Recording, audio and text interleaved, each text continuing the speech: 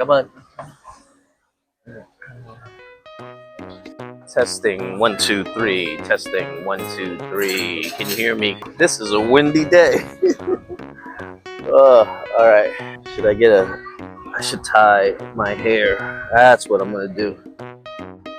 Welcome to the LAFTEE Channel. Stick around to the very end as the last two reasons are most notable. Plus, catch my behind the scenes and blooper moments. And please read the description regarding any time you hear It's less than ideal conditions.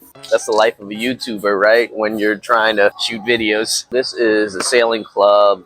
I had a wonderful bún thịt nướng, plus this coconut, everything. And then this kind of upscale restaurant, beachfront area for $4, less than $4. Current exchange rates, $3.93.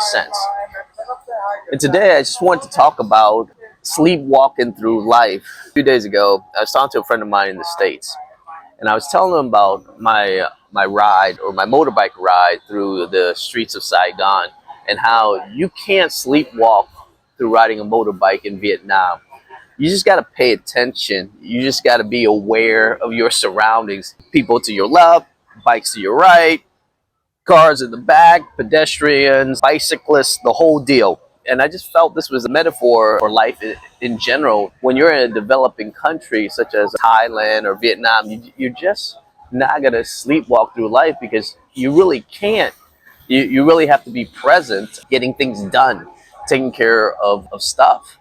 So I created this list. Oh, by the way, Claren, thank you very much. You're the one who inspired this video.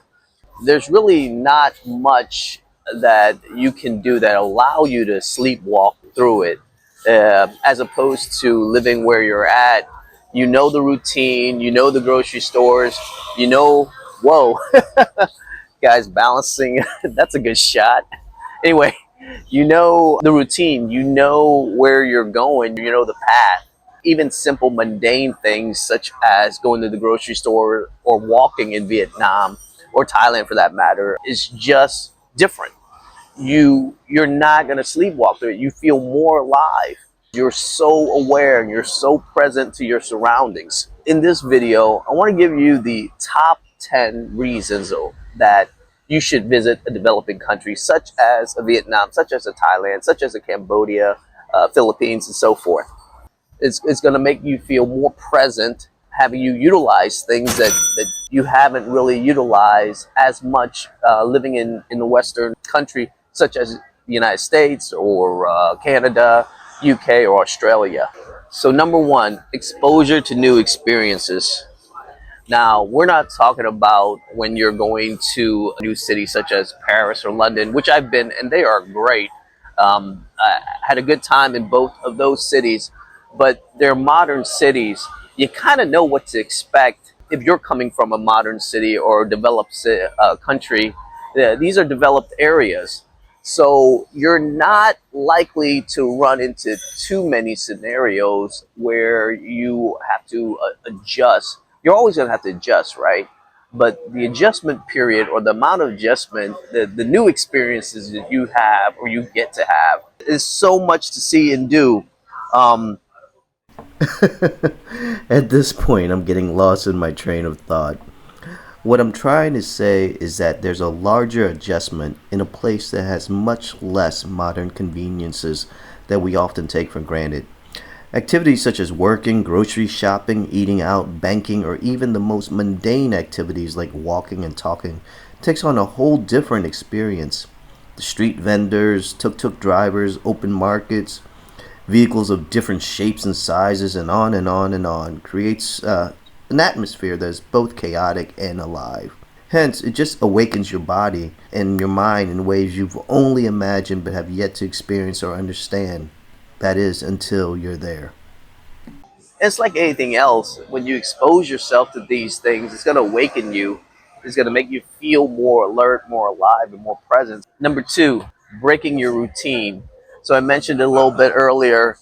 You know where you're going. You know the route to work.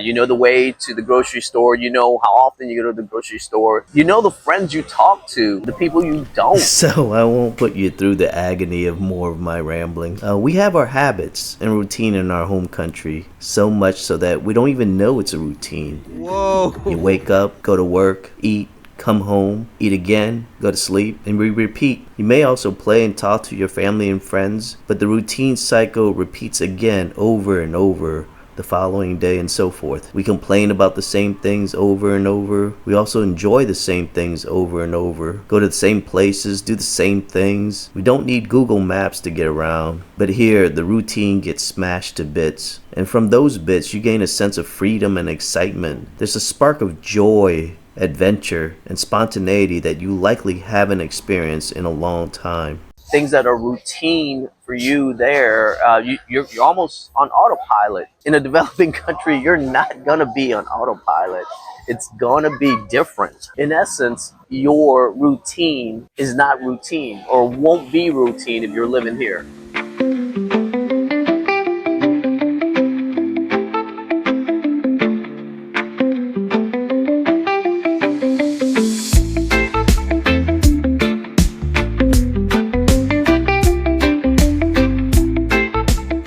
Number 3, your senses are going to be heightened. You're going to have heightened senses visually. The stimulus that you get is insane. Cars, people, vendors, like I said, just all the things that your mind automatically turns off when you're in your home country that won't be turned off when you're here.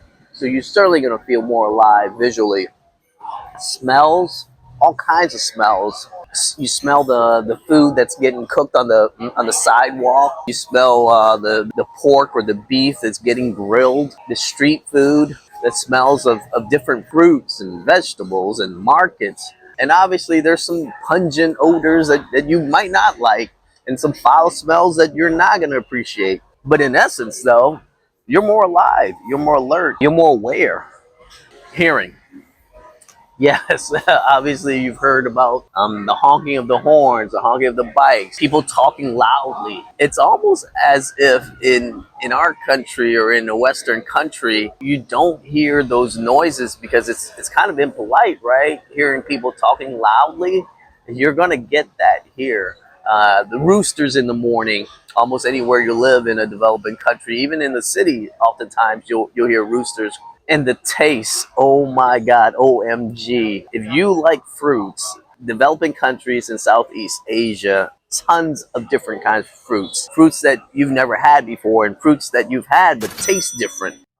Take a food journey through flavors that's unknown to you and excite your palate through those different versions of sweet, salty, sour, and spicy that will make your taste buds dance. And go beyond that familiar savory edge of pho and pad thai that you're so accustomed to in your home country. Oh, check this out. This guy right here. That is so cool. You're going to have all those things. You get to see something like that. When do we see that in the States or Canada or UK or Australia? We just don't. Anyway, so yes, the taste. You get to experiment different dishes, different flavors, different food items. There's over 100 ways to make a banh mi in Vietnam. And then the feel, so the touch. They're just going to feel differently to your touch. How your clothes feel on your body is different. Even the furniture feels different. And you're more likely to touch different surfaces and textures like unfinished wood, glass, fabric, plants, and more. All that just contributes to you feeling much, much more alive. So just exploring these unfamiliar sights and sounds and smells and tastes and touch, it just sharpens your awareness. Number 4, a connection with nature. Now, not only do you get to see the surroundings and connection with nature, you really get connected to the simpler parts of nature as well. There's a slower pace in the rural areas of developing countries that I don't think most of us get a chance to experience. We don't really know where our food comes from. Here, you get to see the farms, the cows, the chickens, they're crossing the road. You're just going to be more connected with the food around you that I don't think we feel that way when we're living in our home country. Our connection is going to the grocery store. It just seems, oh, look at these dogs. Very cute. There's all this breathtaking scenery and exotic settings. It just gives you a deeper appreciation for life. It reminds you of how fragile human life might be and how small you might be.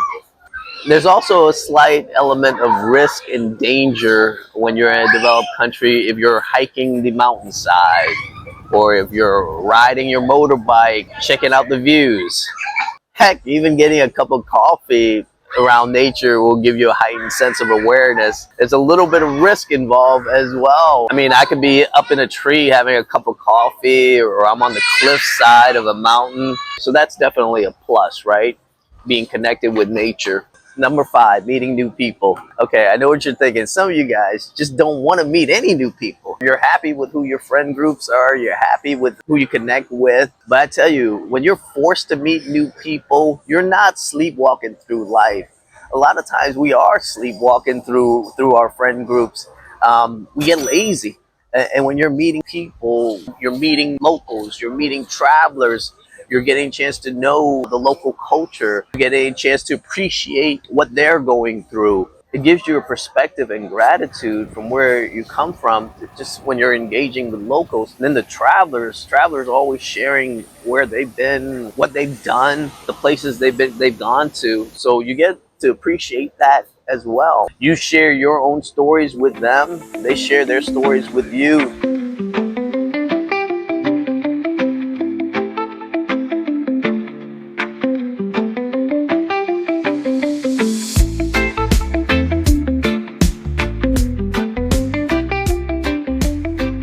You're less likely to be sleepwalking through life when you're meeting new people. It forces you out of that comfort zone. So number 6, learning and growth. Now, traveling or moving to a developing country, you're going to be challenged. You're going to be challenged in your perspective. You're going to grow emotionally, mentally, and spiritually. You can't help but to do that. We're so used to and trained to the way things work that we're not taking in new information and growing unless we proactively do that. But when you're in a developing country, you just have to, and you're just going to grow. You're going to be more challenged. You're going to have to learn. Now, one can make an argument that you don't want challenges, you don't want to learn, you don't want to grow. But I would argue that it's a gift to be challenged. It's a gift to learn and to grow. And it's also a gift in the sense that you don't even have to proactively learn. You just do by osmosis.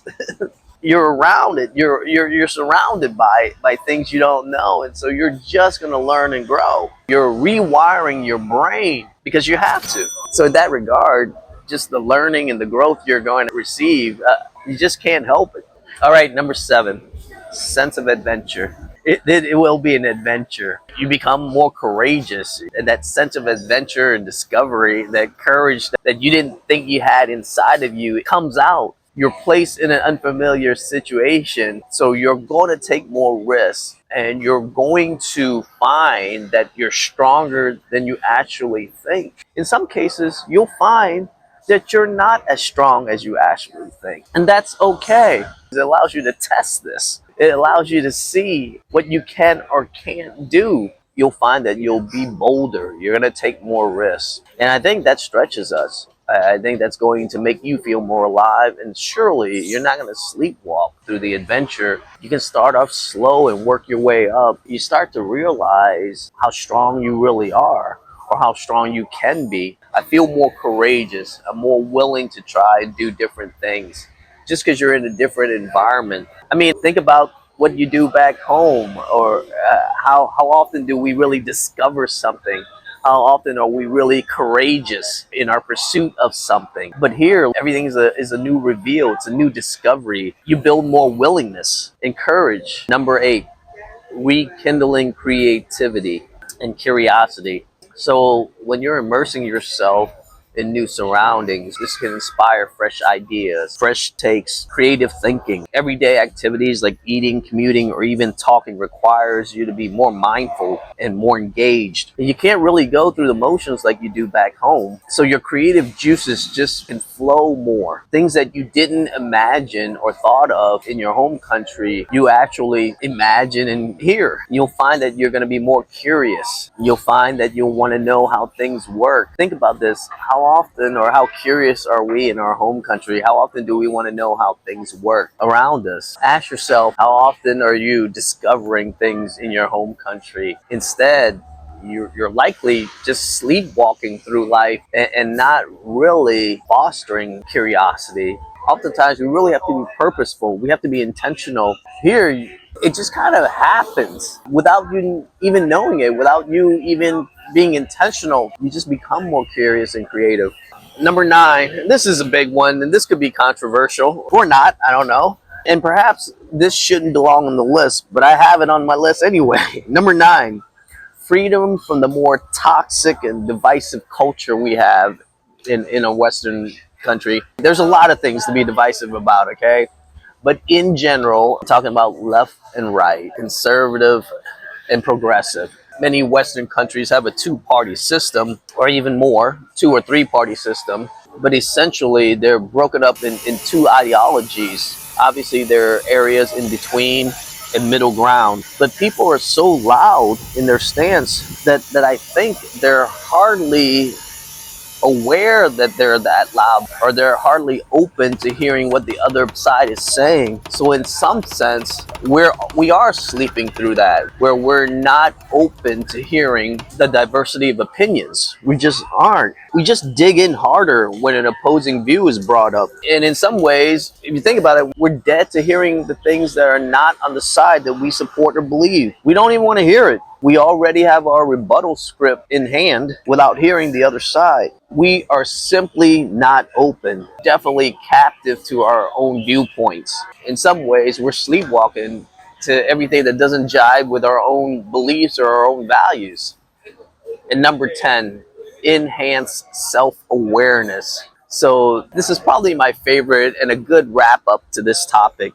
It'll help understand yourself, your passions, and the world around you in ways that you probably couldn't have imagined. The more I experience in a developing country, the more questions I have. I have questions about myself, my world, my understanding. It kind of reminds me a little bit of Matt Damon's character in Good Will Hunting, where he has all the knowledge in the world from books, but he has no experience knowledge, no understanding personally. You can't really learn and grow just by reading. You have to experience it. You have to take action. And from that action, you just get introspective. To me, it's kind of like the last tier of Maslow's hierarchy of needs. What is it? That self-actualization or finding meaning. And to me, what's more alive than that? I mean, what's more alive than trying to find your purpose or trying to find your place in the world or your understanding? And in a developing country, it just helps foster that. It just helps facilitate that. So there you go. That's my list. Oops. And please follow me on Instagram if you want.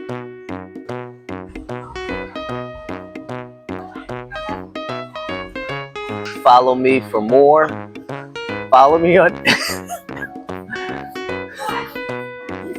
Follow me on Instagram for more. I'm privileged and grateful for your support, and I'll catch you on the next one.